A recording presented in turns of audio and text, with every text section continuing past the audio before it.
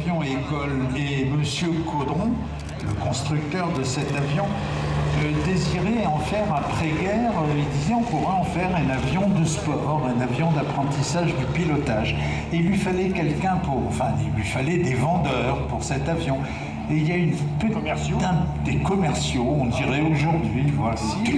Et elle ne savait pas piloter, mais elle dit à Monsieur Caudron, mais moi je vais vous vendre vos avions et je vais faire un truc que personne d'autre n'a fait. Vous connaissez l'Amérique du Sud, vous connaissez la cordillère des Andes et la Concagua qui plafonne à plus de 6000 mètres. Cette petite bonne femme qui s'appelait Adrienne Bolland, c'est quelque chose, hein. Le Mont Blanc, le massif du Mont Blanc, c'est pas mal. Mais là, ça fait 50% de plus.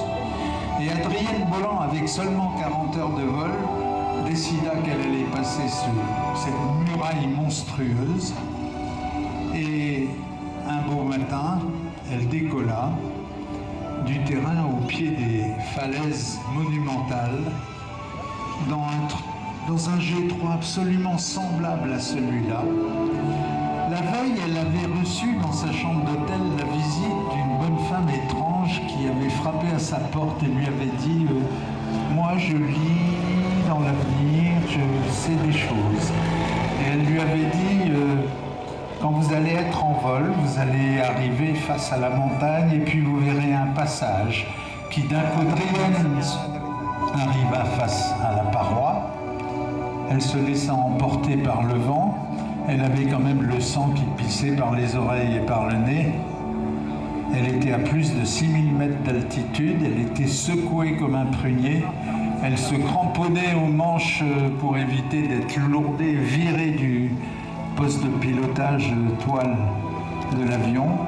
Et puis à un moment, elle passa par-dessus la crête et devant elle, de l'autre côté, s'étendaient les prairies verdoyantes qui se terminent par la ville de Santiago du Chili. Ce fut la première traversée des Andes et c'est le travail d'une petite bonne femme de rien du tout. Et pour personnifier Adrienne Bolland cet après-midi, dans ce Caudron G3 quasiment